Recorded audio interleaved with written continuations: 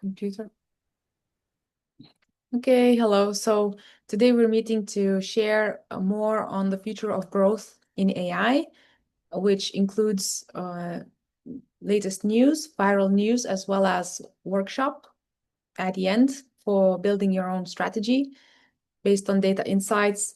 And just to begin with a little introduction about myself, my name is Jolanta. I'm a founder of MarTech startup Marlem. My background is in STEM, digital growth, marketing, and design as well. So I've been leading various data-driven innovations in various startups and for brands globally in the last 15 years. And the latest experience is, of course, building a service and a software for that helps businesses advertise themselves in emerging new search channels.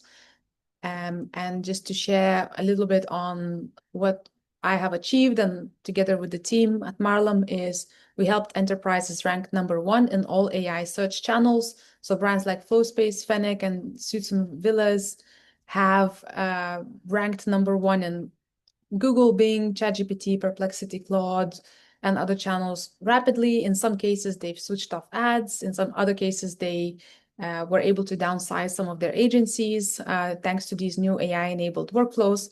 And it's obviously an exciting time for new technologies and new channels emerging. But to kind of set that aside, what we're going to cover today more is top 4 viral growth trends and news that, there's many news. I'm sure everyone's reading news every day, but there are a handful of viral growth news that impact digital growth marketing, perhaps more than other news as well.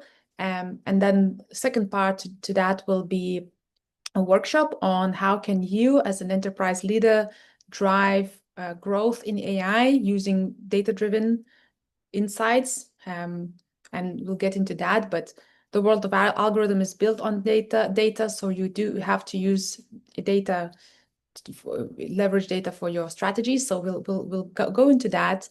And last part of this presentation is your questions, if we have enough time. So with that said, let's start with the first step, which is what are the 4 viral news that are impacting digital growth and online growth the most. One of the big news is Google just released AI mode search in US and UK, rolling out to the rest of the world soon. This is a new type of AI search that joins the other channels like ChatGPT, Perplexity, and Gemini, which is, LLMs that help with searching and surfacing businesses. And why does this matter? This matters because LLMs drive customer referrals to brands. The customers trust LLM recommendations, and they drive what's now called zero-click sales directly from AI agent recommendations. And there's one more detail to that this type of AI-enabled search requires more content, better content that is very fast loading, top 10, top SEO scores, top everything, so that these new AI channels and modes can have enough time to process your content, etc. So we'll deep dive into this a bit later, but a key strategic takeaway from this is perhaps that the advice is to invest in 10 out of 10 SEO of your brand and domain so that you rank top 10 in large language models, in the LLMs, such as ChatGPT, such as AI mode, so you can get the customer referrals directly from those LLMs. So that's the key takeaway. Moving on to another news is that Google disrupts pay-per-click with new product release called AI Max. AI Max will generate ads, search ads automatically based off of your landing pages and customer search queries. Why does this matter? It matters because search ads will be completely generated from your content, and search query automatically know to customers will see the same ads.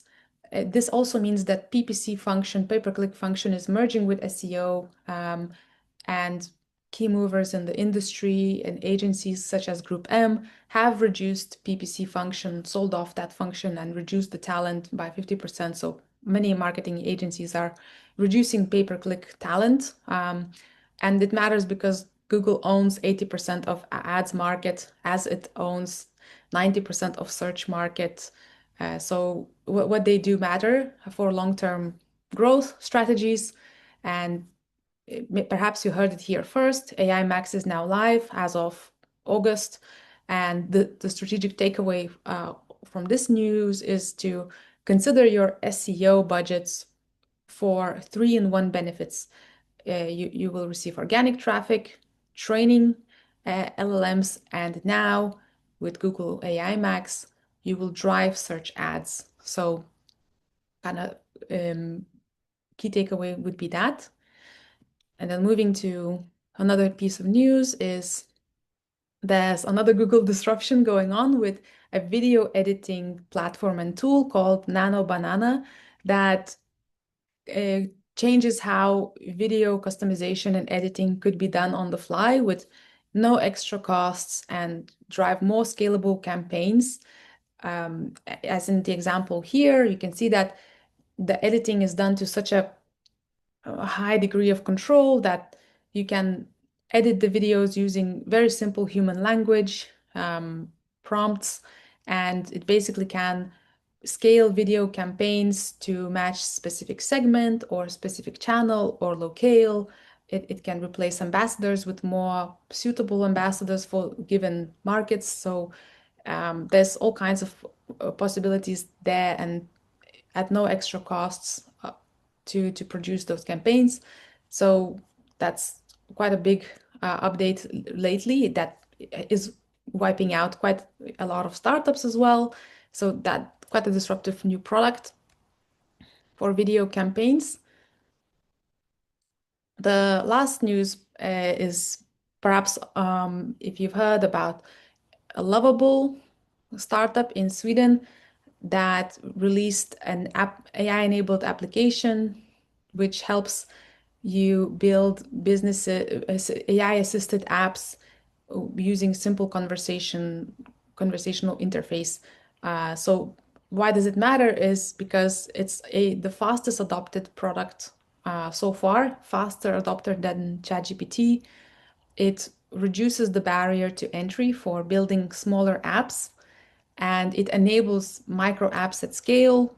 As Sam Altman said, we're entering a fast fashion era of apps, and it enables also better user experiences, more engaging user experiences online, improving that online shopping experience, whether it's building micro apps for certain campaigns. It's much easier with tools like Lovable. So strategic takeaway from here would be you can drive more brand engagement now with scalable interactive experiences online, and drive that digital first engagement and growth. So having mentioned all of these big viral news industry updates that are, disrupting everything here and there and everywhere, like what does it all mean for growth leaders in enterprises? Like what is the summary here for you, and how can enterprises leverage these news for for the future of growth in AI? The first one is the thing that to really take note of is leveraging LLM trust by customers to increase your digital first sales. A phenomenon we see time and time again analyzing leaders in the market is that ChatGPT, Perplexity, and other channels are driving most of customer referrals, especially if the brands appear top 10 in the answers. And investing in visibility across all of these new LLMs and AI-driven channels is becoming critical for future growth for enterprises. So that's the first sort of making sense of these news. The second is that enterprises have to help algorithms decide who sees what by increasing pay-per-click and organic targeted creatives. So it has to be a higher volume and more targeted creatives, especially in the channels that are run by algorithms. So whether it's Google or ChatGPT or LinkedIn or TikTok or Instagram, they're all governed by algorithms that are built on top of data, and they decide who sees what, when. So you have to increase the volume of creatives using more diverse channels, more diverse segmentation, more fine-grained messaging. So that's the second key sense making from all these news. And the third um, action is to try AI-enabled workflows uh, in your business. Experiment and try those tools because there's a first mover advantage here with smarter, more scalable campaigns at pretty much the same costs as what we used to have now. Leveraging the targeted, scalable, and more engaging online campaigns to drive cost-effective results. Digital first sales is fairly critical as these tools are making everything more accessible. And in Sam Altman's words, we are entering the fast fashion era of apps. Uh, Businesses will be releasing various products, marketing and videos, etc. So if you don't keep up the pace with scaling that content and campaigns, you might get choked out by smaller businesses running more volume, driving more volume campaigns. And in the words, I guess, of CEO of NVIDIA, you will not be replaced by AI, but by someone who uses AI workflows. And that's the second takeaway here. So having said, all of this, and when it comes to shaping your own growth in AI strategy, what would that look like? The message here is quite simple. Those channels that are managed by algorithms are they run on data. Therefore, your own growth strategy needs to be built on data insights so that you can deliver effective enterprise growth in AI.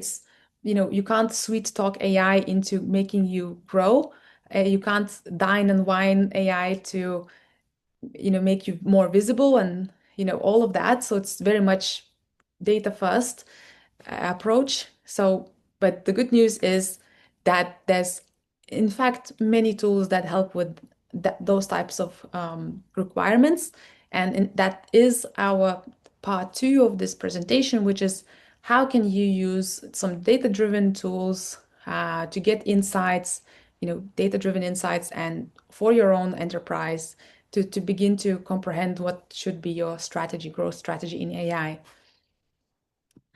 And just moving into that, there should be a little break perhaps, but we're just going to go for it.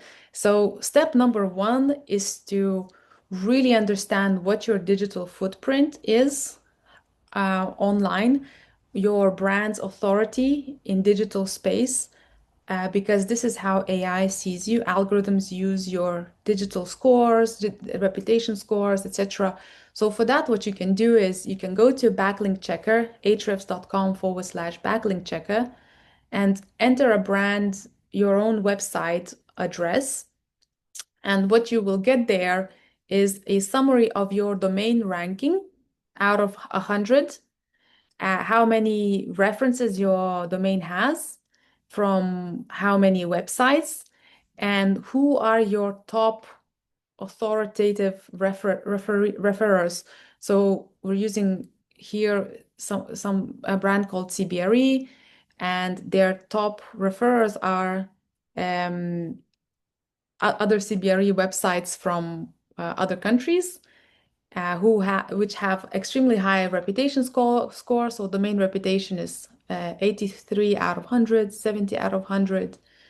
And any mention of brand cbre.co.uk drives the importance score up and tells algorithms that you guys are, CBRE is important in terms of real estate, because the references in other websites, high reputation websites, talk about real estate. They are based, their business is about real estate. So references to other business come in as highly authoritative. So that's step number one. And then, of course, based on what you find, you have to improve your score or improve the references by better domains, more reputation domains. And what this will achieve is better visibility online by by all the algorithms. So Google algorithm will see you better, ChatGPT, Bing, all the algorithms will read you as worthy of being in top 10 of recommendations everywhere. Okay, and then step two is you have to target trending topics that are receiving a lot of searches online or a lot of mentions online. And ideally, you want to look at low-hanging fruit topics that are not as competitive, not as occupied by your competition. So if you go to ahrefs.com/keyword generator, you can enter a topic you would like to be highly discoverable for. So it could be any topic that your business is serving. And then you will receive a list of keyword ideas to understand what are the volumes of search per month, what are the keyword difficulty in terms of chances for you to rank highly, and less competition, less coverage. And then you will also get the exact wording of the phrase. So, for example, you might say,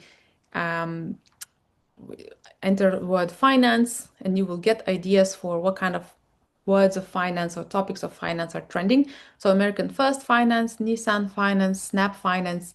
Snap Finance receives more than 10,000 searches per month. So, whereas Google Finance receives more than 100,000 searches per month, but is extremely hard and competitive to rank for. But there is a topic called Mariner Finance that receives 100,000 searches per month and is very easy to rank for because there's very little content coverage. So that is your low-hanging fruit opportunity.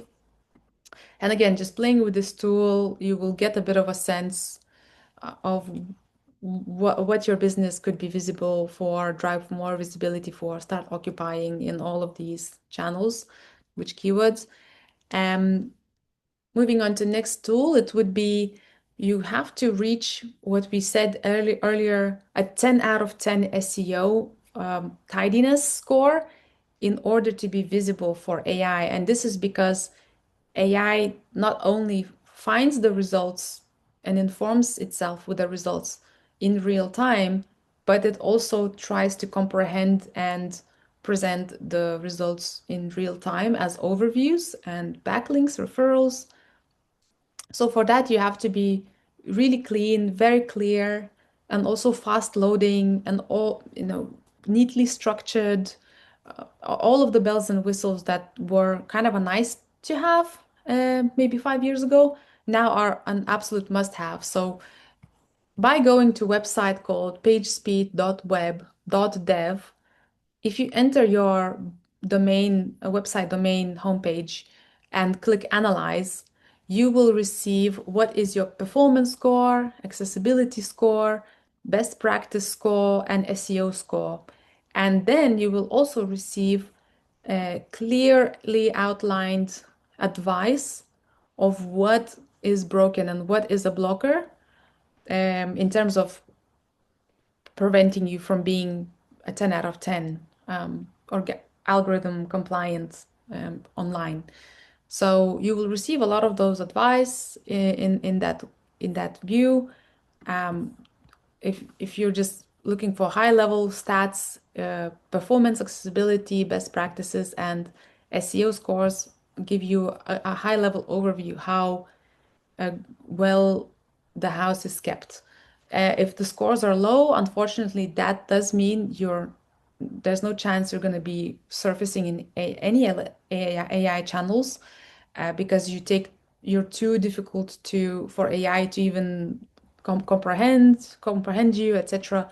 So that's quite important to fix. And then moving to another leverage is getting a quick understanding of what's working for your competitors and their tactics. What you can do is you can use a tool called Ahrefs.com keyword generator. Oh, sorry, traffic actually should be traffic, so that's a mistake. Traffic checker, by entering your own or your competitor's website address, and you will receive a very clear outline of which content and which creatives are driving most engagement and traffic. So, for example, looking at Revolut, we see that cryptocurrency converter, convert USD to GBP exchange, currency converter from euro to GBP receives between 40,000 visits per page to even 80,000 visits per page, which is, that one content page is driving marketing qualified awareness and leads. So it's performing very well. And what you can do then is you can go to those pages and understand what kind of tactics they use, etc. So that will help. Then moving to one of the last advice is to learn which best performing creatives are driving most results for your competitors. And for that, you can use something called Ads Transparency Center by Google. Again, if you go to adstransparency.google.com and enter your own or your competitor's website address, you will be able to receive all of the creatives that are used by your competitor and just get an insight of what's performing well and what creatives are, working the hardest, etc. So you get that base of tactics that are ranking well, performing well, that you can basically build on and improve on. So that's one of the other data tools that are available. And lastly, I highly recommend to source your own growth in AI audit, because there is quite a lot to look at in terms of your digital footprint, your domain, tech stack, brand reputation, competitor tactics, all kinds of channels, all kinds of data sources, and identify any blockers. Then just analyze the tactics in terms of what is working in terms of driving engagement and sales. So it is quite a hefty piece of work to nail, and then to understand exactly what steps you should take personally, like which channels, what topics, what types of tactics work for AI and for users as well. And if you do want to get more insight on how you can get that from myself or from other businesses, you can book a call here, a briefing call. It's like a 30-minute consultation so that you can understand if this is the right thing for you to do. But we're happy to help. And in fact, with this piece of knowledge, you will be able to action exact steps in your own enterprise. So highly recommend saving, years of wasted time and getting ahead of your competitors with faster results. So the last part in this quite a dense presentation is your questions and I can try to answer or maybe jump back to one of the slides and expand a bit on anything that you find most interesting. Thank you for your presentation. It was really interesting. I don't have the questions, but I have some feedback for you. If you have, let's start with questions if you have any, and then feedback we can get after the event. Could you explain more about the SEO? You mentioned that it's really important now to make it top tier. And you also showed some of the slides where we can check Is it everything that is it all of the stuff? I heard about the backlinks, authority building, Mhm. and is there a tool to check that as well? Or So there are a few tools that help with some insights. They are a little bit hard to access. They're a bit inaccessible for complete beginners, such as SEMrush and Ahrefs. They provide insights of what could be fixed. There are some leaders online on LinkedIn that post comprehensive guides, what needs to be added. Um, I guess to avoid overcomplicating the subject, it still is traditional SEO, but it needs to be 10 out of 10 SEO. So things you've heard in the past, like fast loading images, fast loading site, well-structured HTML documents, schema from schema.org, that is important for AI especially. So just a 10 out of 10 SEO, squeaky clean SEO will make sure that you're not blocked from being visible in those channels. But of course, when we audit, because there's so many different web tech stacks and setups and plugins and all of that dense stuff, when we audit, we find all kinds of bizarre SEO blockers, sometimes even something as basic as alt tags missing or meta tag missing that basically makes you completely incomprehensible for AI. They don't understand anymore what you're about. So it could be something trivial, even like one image on the website is just way too large and that blocks rendering and loading and again processing you as a referral. So those kind of things. But yes, a reputation score is more important now, and other such things you mentioned. I hope that answers it. also, I have never heard about the Nano Banana. How does it help me with the marketing? And Yes. So Nano Banana is basically trying to provide a highly high control tool that allows you to focus on a very small particular part of the video, such as you can see in this example, we want to generate a video, and previously the tools kind of generated versions and offered little control. But with Nano Banana, you can generate really specific aspects, such as the speaker remains the same face, the same race, but is wearing an astronaut outfit, and everything else remains unedited. And Nano Banana provides that extremely tight control, and you can generate 10 different videos saying, keep the speaker the same race, change it to female version of the speaker with similar facial features, and it will again produce, you know, seamless video with perfectly realistic background, and the features will be changed to look like female, but and having even the likeness almost to the original male. So you can see the applications and the control using just your freely typed language as interface. So that's a huge, highly control tool that and nobody's seen in the market before. And like I said, it's definitely wiped out hundreds of startups that tried to uh, bring a layer on top of Midjourney or other tools to provide that fine-grained control. And frankly, Google's Nano Banana is doing a much better job. So that's what this tool does, and it will enable video campaigns, social media video campaigns, YouTube video campaigns, your website video campaigns. So you, instead of one landing page, you can have 100 landing pages with a tailored video relevant for that topic. So it just becomes more targeted, more relevant, more engaging, more relatable, and more and more and more. So at a fraction of the cost, almost no extra cost to your existing workflow cost. So that makes sense. Thank you.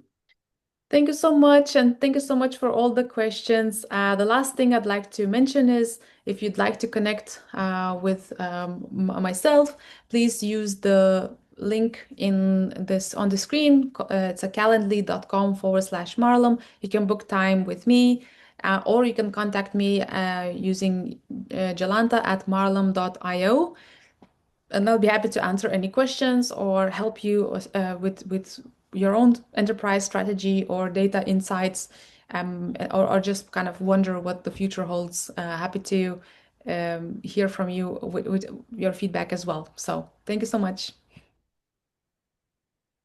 Okay, need to stop recording.